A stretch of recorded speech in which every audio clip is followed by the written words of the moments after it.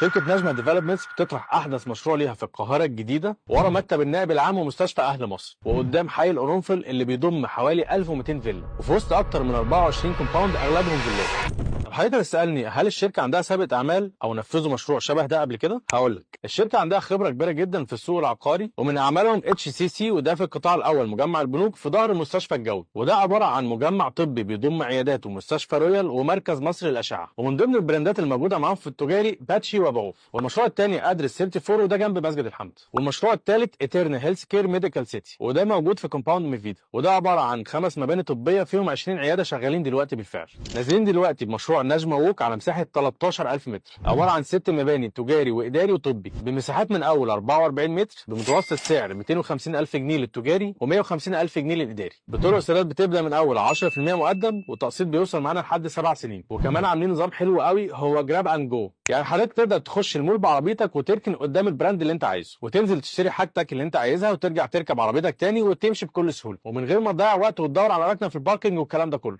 لو عايز تعرف تفاصيل اكتر عن نجمة ووك او اي مشروع موجود في القاهرة الجديدة كلها كلمنا على الرقم اللي ظهر قدامك او سجل بياناتك وهنكلمك في اسرع وقت نشرح لك كل التفاصيل ونساعدك في اختيار الوحدة المناسبة ليك.